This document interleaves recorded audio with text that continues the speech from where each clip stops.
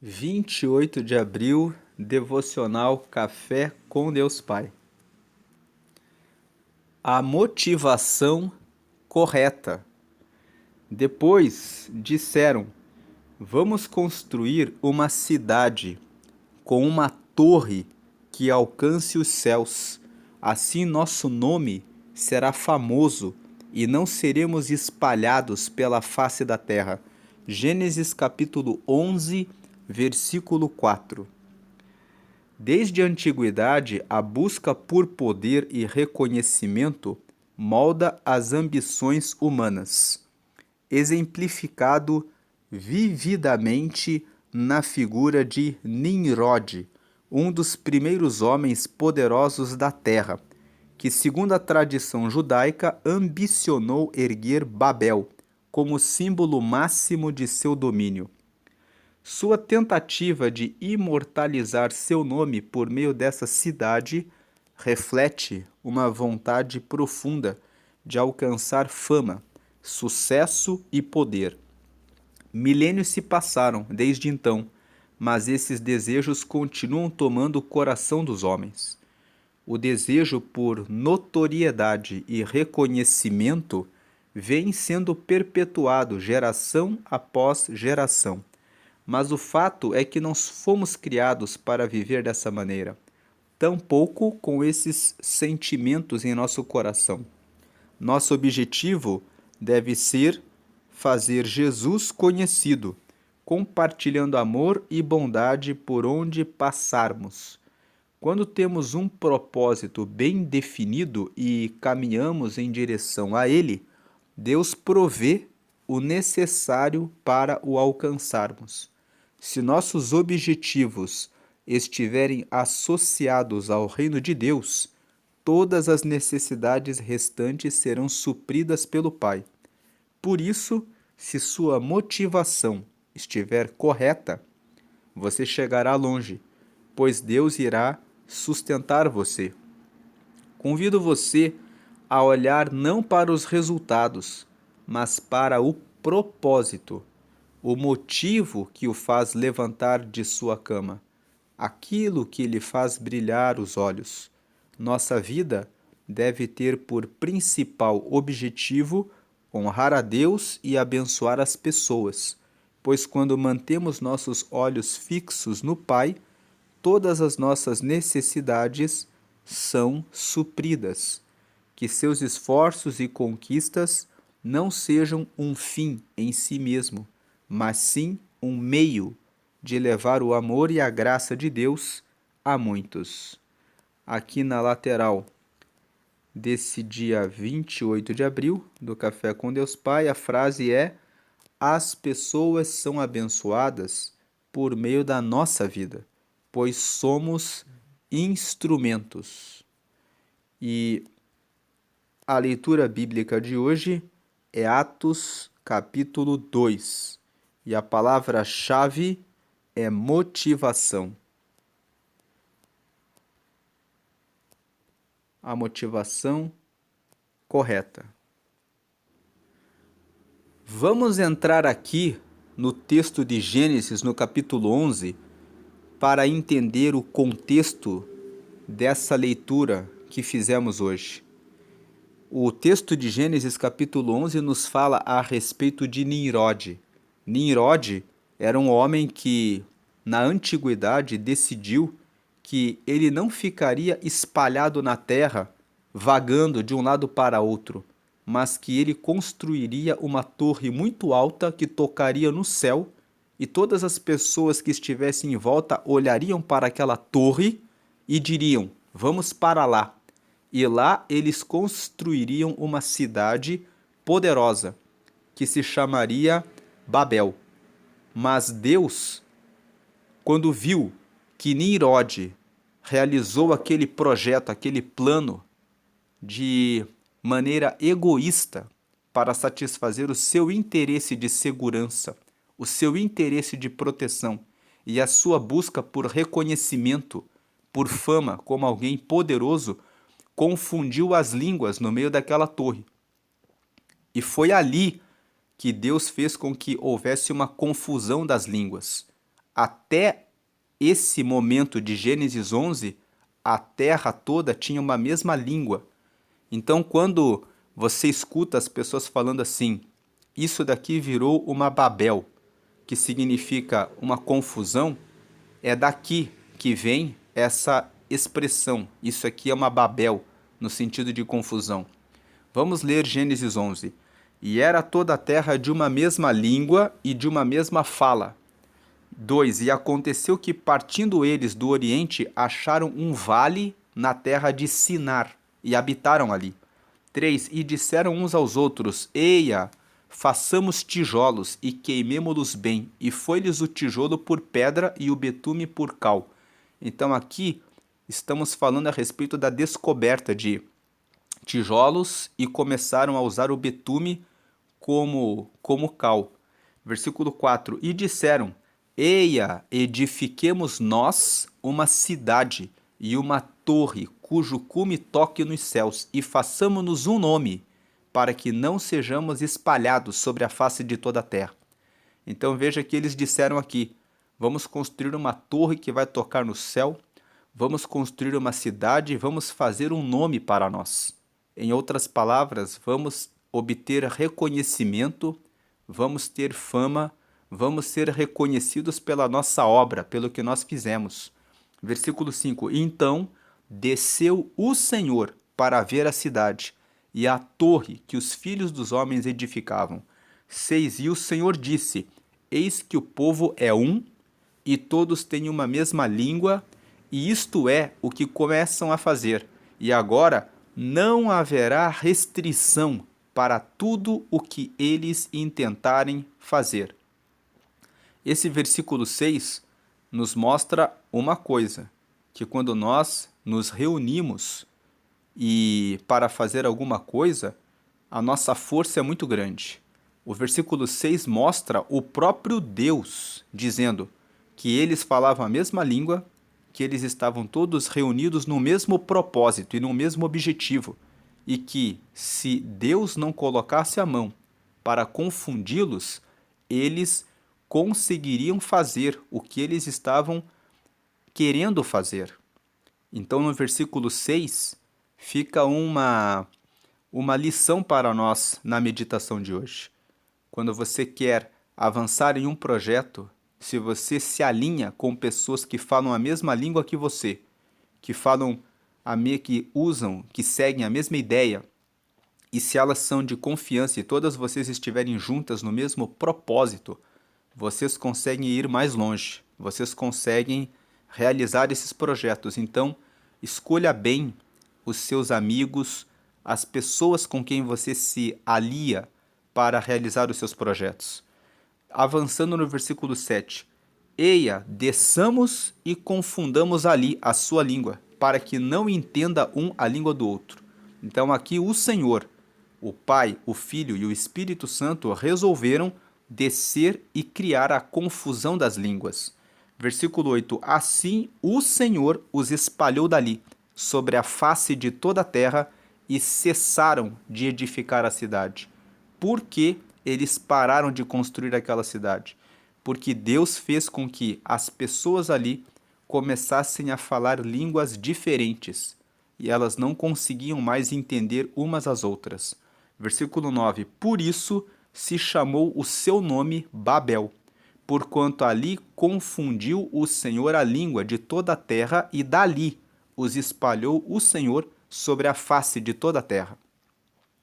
Então aqui, no capítulo 11 de Gênesis, dos versículos 1 a 9, nós vemos que o que aconteceu? Deus colocou línguas diferentes e as pessoas se espalharam por toda a terra de acordo com as línguas que falavam. Foi isso que aconteceu em Gênesis 11. Agora, vamos fazer a leitura de Atos capítulo 2, que é o texto sugerido no devocional de hoje, e você vai ver uma coisa que está totalmente relacionada com Gênesis 11. Se aqui em Gênesis 11 Deus confundiu as línguas das pessoas para que elas não levassem um projeto que não era de Deus avante, lá em Atos, que nós vamos ler agora no capítulo 2, Deus faz com que pessoas que não sabem falar a língua dos outros recebam a graça de falar na língua delas para comunicar o reino de Deus. Vamos ler alguns versículos de Atos 2. Atos dos Apóstolos, capítulo 2. No capítulo 1, os discípulos estão conversando com Jesus e Jesus diz para eles: fiquem em Jerusalém até vocês serem batizados com o Espírito Santo, e aí vocês vão saber o que fazer. Então eles ficaram reunidos em Jerusalém e agora vamos ler Atos 2. Cumprindo-se o dia de Pentecostes, estavam todos reunidos no mesmo lugar. Versículo 2: e de repente veio do céu um som, como de um vento veemente e impetuoso, e encheu toda a casa em que estavam assentados. 3: e foram vistas por eles línguas repartidas como que de fogo, os quais pousaram sobre cada um deles. 4: e todos foram cheios do Espírito Santo e começaram a falar em outras línguas, conforme o Espírito Santo lhes concedia que falassem. 5: e em Jerusalém estavam habitando judeus, varões religiosos de todas as nações que estão debaixo do céu. 6: e correndo aquela voz, ajuntou-se uma multidão, e estava confusa, porque cada um os ouvia falar na sua própria língua. Então nós vemos que os discípulos estavam reunidos na casa, em Jerusalém, e em Jerusalém havia muitos judeus que eram de outras regiões, que portanto falavam outras línguas. E esses judeus estavam passando por ali. E quando os discípulos começaram a orar em várias línguas que foram dadas pelo Espírito Santo para que falassem, eles começaram a ouvir aqueles discípulos falando a respeito de Deus na língua deles. E eles ficaram espantados. Veja o versículo 7. E todos pasmavam e se maravilhavam, dizendo uns aos outros: pois que? Não são galileus todos esses homens que estão falando? Os discípulos eram da região da Galileia. E a região da Galileia tinha uma certa língua. Então eles ficaram impressionados, como que dizendo: mas esse povo é galileu. Versículo 8: como, pois, os ouvimos cada um na nossa própria língua em que somos nascidos? Em outras palavras, como que eles estão falando nas nossas línguas, se eles não são do nosso povo, eles são galileus? Versículo 9. Aqui, partos e medos, elamitas e os que habitam na Mesopotâmia e Judéia e Capadócia e Ponto e Ásia. 10. E Frígia e Panfilha, Egito e partes da Líbia, junto a Cirene, e forasteiros romanos, tanto judeus como prosélitos. Prosélitos são aqueles que tinham sido chamados para fazerem parte da religião judaica. Versículo 11. E cretenses e árabes, todos os temos ouvido em nossas próprias línguas falar das grandezas de Deus. Versículo 12. E todos se maravilhavam e estavam suspensos, dizendo uns para os outros: que quer isto dizer?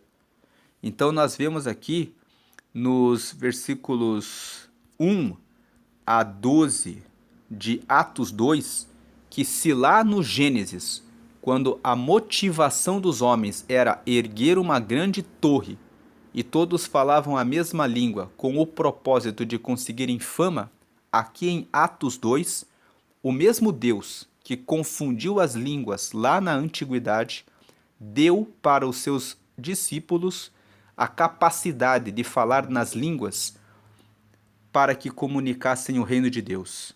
Em outras palavras, quando nós colocamos a motivação de anunciar a palavra de Deus, mesmo que não saibamos como falar uma língua, Deus derrama em nós a capacidade de falar na língua daquela pessoa para que o reino seja comunicado. Você pode duvidar que isso existe nos dias de hoje, mas existem relatos eu mesmo conheço 2 desses relatos de 2 missionárias que foram para países onde não sabiam falar uma língua e Deus queria que elas pregassem para uma certa pessoa. E Deus colocou nessas pessoas a capacidade de falarem fluentemente na língua daquela pessoa para quem deveriam pregar o reino, durante aquele tempo em que pregaram o reino para a pessoa, até que a pessoa aceitou a Jesus. E depois elas voltaram a falar a língua que falam, o português. Então isso acontece ainda nos tempos atuais. Quando uma pessoa tem relação com Deus, quando uma pessoa tem a motivação de anunciar o reino de Deus, e quando a pessoa toma um avião para ir para uma outra nação, para ir a um outro país, e Deus quer que a pessoa pregue o reino dele para uma pessoa específica que fala outra língua, Deus tem poder de descer o download da língua daquela pessoa, para que a pessoa consiga comunicar o reino para a pessoa que Deus quer alcançar, para que a pessoa consiga receber o reino de Deus. Assim como Deus dá a provisão e a capacidade de falar na língua das outras pessoas, Ele também dá tudo o que é necessário para que o propósito dele seja realizado. Então, a questão de hoje é a motivação certa. Qual é o motivo que faz com que você acorde e que faz com que você corra atrás dos objetivos que você tem corrido? Correr atrás de dinheiro, de fama e de poder é uma coisa. Correr atrás de recursos financeiros para financiar o reino de Deus, salvar pessoas para que elas sejam trazidas para o reino, honra a Deus e honra ao próximo. E muito melhor do que você buscar dinheiro, fama e poder, é você buscar a honra a Deus e a honra ao próximo. Isso vai fazer com que você seja conhecido, mas conhecido por alguém que luta pelo reino de Deus e pelo amor ao próximo. Que você possa alinhar a sua motivação ao reino de Deus. Aqui em Provérbios, no capítulo 16, nós vemos que ao homem pertencem os planos do coração, mas do Senhor vem a resposta da língua. Então, os planos do coração pertencem a nós, mas é o Senhor que vai dar a resposta se aquilo avança ou não. E o versículo 2 diz assim: todos os caminhos do homem lhe parecem puros, mas o Senhor avalia o espírito. Tem uma outra versão que diz assim: tudo que nós fazemos parece que está certo, mas Deus avalia as nossas motivações. Então, que as motivações sejam para Deus. E o versículo 3, para encerrar a mensagem de hoje: consagre ao Senhor tudo o que você faz, e os seus planos serão bem-sucedidos. Se a nossa motivação, se os nossos propósitos forem consagrados ao Senhor, e tudo que nós fizermos, planos, projetos, metas, tudo estiver diante do Senhor, os seus planos serão bem-sucedidos. Deus abençoe a sua vida hoje e sempre. Vamos orar. Pai amado, em nome de Jesus, consagramos os nossos planos ao Senhor. Consagramos os nossos projetos ao Senhor.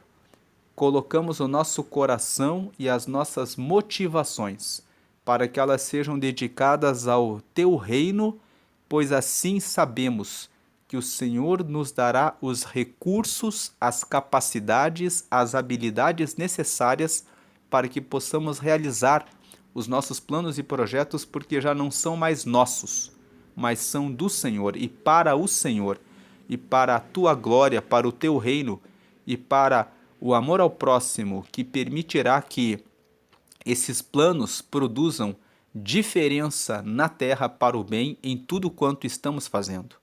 Pedimos que o Senhor nos corrija os pensamentos, se houver algum pensamento fora do seu plano e do seu alinhamento, e que possamos caminhar sempre com a orientação do Teu Espírito Santo, para que possamos falar a mesma língua do Senhor, que é a língua do amor, que alcança o Teu reino e alcança as vidas que estão ao nosso redor, desde a nossa família até os nossos colegas no trabalho, na escola, na universidade, até os que trabalham conosco e até os que moram na mesma rua e na mesma cidade e no mesmo país, para o teu louvor e glória, hoje e sempre, em nome de Jesus. Amém.